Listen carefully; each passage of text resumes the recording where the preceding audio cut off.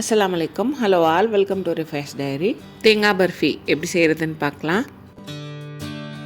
இந்த பர்ஃபி நம்ம நார்மலாக செய்கிற பர்ஃபி மாதிரி இல்லாமல் கொஞ்சம் பாலெல்லாம் சேர்த்து பால்கோவாவோட சேர்ந்து சாப்பிட்ற மாதிரி நல்லா சாஃப்ட் அண்ட் சூயியாக இருக்கும். எப்படி செய்கிறதுன்னு பார்க்கலாம். இது செய்கிறதுக்கு 2 கப் துருவின தேங்காய், நான் ஒரு பெரிய தேங்காயிலேருந்து துருவி எடுத்திருக்கேன். எனக்கு 2 கப் கரெக்டாக கிடச்சிது. 2 கப் துருவின தேங்காய்க்கு 1.5 கப் பால், 1 கப் சீனி, 1 டீஸ்பூன் ஏலக்காய் தூள், 3 டேபிள் ஸ்பூன் நெய், லாஸ்ட்டாக கார்னிஷிங்காக 2 டேபிள் ஸ்பூன் சாப்டு பிஸ்தாச்சியோஸ் எடுத்திருக்கேன். இதெல்லாம் தான் அந்த பர்ஃபி செய்கிறதுக்கு தேவையான பொருட்கள். இப்போ எப்படி செய்கிறதுன்னு பார்த்துடலாம். ஒரு பாத்திரத்தில் நம்ம எடுத்திருக்க பாலை சேர்த்துட்டு பால் லைட்டாக கொதி வர வரைக்கும் வெயிட் பண்ணணும். பால் இந்த மாதிரி கொதி வந்ததுக்கப்புறம் நம்ம எடுத்திருக்க தேங்காய் துருவலை இது கூட சேர்த்து நல்லா கலந்து விட்டுக்கணும். சேர்த்துருக்க தேங்காய் துருவல் பாலோடு நல்லா மிக்ஸ் ஆகி வர மாதிரி லைட்டாக கலந்து விட்டாலே போதும். அதுக்கப்புறம் பால் ஒவ்வொரு தடவை கொதி வரும்போதும் கலந்து விட்டுக்கணும். தேங்காய் துருவல் நம்ம சேர்த்துருக்க பால் எல்லாத்தையும் நல்லா அப்சர்வ் பண்ணிக்கணும். அது வரைக்கும் நல்லா கலந்து விட்டுட்டே இருக்கணும்.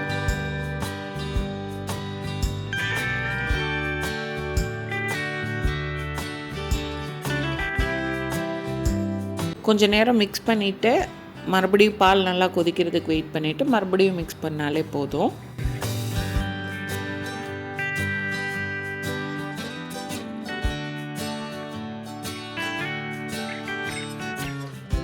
இப்போ பார்த்தாலே தெரியும் பால் நல்லா வற்றி தேங்காய் துருவலோட நல்லா மிக்ஸ் ஆகி வந்துருச்சு.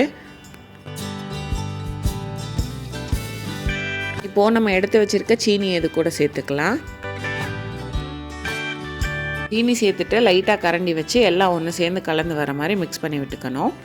நம்ம சேர்த்துருக்க சீனி மெல்ட் ஆகி இந்த மாதிரி கொஞ்சம் லிக்விடாக மாறும். இந்த சீனி லைட்டாக கரைஞ்சி வந்ததுக்கப்புறம் இது கூட நம்ம எடுத்திருக்க ஏலக்காய் தூள் சேர்த்து நல்லா மிக்ஸ் பண்ணிக்கணும். இது கூடயே நம்ம எடுத்திருக்க நெய்யிலேருந்து 2 டேபிள் ஸ்பூன் நெய் ஃபஸ்ட்டே சேர்த்துக்கணும். ஏலக்காய் தூளும் 2 டேபிள் ஸ்பூன் நெய்யும் சேர்த்த கிளிப்பிங்ஸ் மிஸ் ஆகிடுச்சு, அதனால தான் அதில் ஆட் பண்ண முடியலை. 2 டேபிள் ஸ்பூன் நெய் நல்லா அப்சர்வ் ஆனதுக்கப்புறம் பேலன்ஸ் இருக்க 1 டேபிள் ஸ்பூன் நெய்யும் சேர்த்து இப்போ கை விடாமல் கொஞ்சம் நேரம் கிண்டிகிட்டே இருக்கணும். இப்போ சேர்த்துருக்க நெய்யும் இது கூட நல்லா அப்சர்வ் ஆகிற வரைக்கும் மிக்ஸ் பண்ணிக்கணும். கொஞ்ச நேரத்துலேயே இது நல்லா குக் ஆனதுக்கப்புறம் நம்ம சேர்த்துருக்க எல்லா நெய்யும் சைடில் ரிலீஸ் ஆகும்.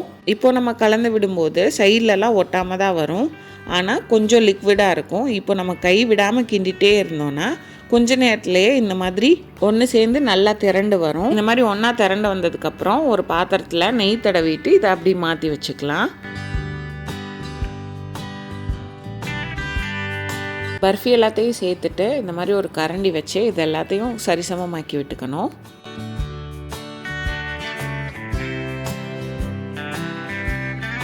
இந்த பர்ஃபிக்கு மேலே கொஞ்சமாக பிஸ்தாச்சியோ வச்சு கார்னிஷ் பண்ணிக்கலாம். உங்களுக்கு என்ன நட்ஸ் பிடிக்குமோ நீங்கள் அதை வச்சு கார்னிஷ் பண்ணிக்கோங்க.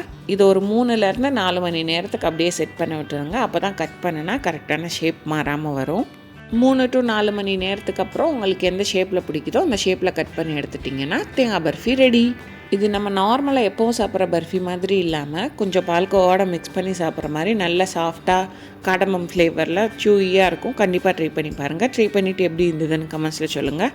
வீடியோ பிடிச்சிருந்தா ரிஃபைஸ் டைரி சப்ஸ்கிரைப் பண்ணிக்கோங்க.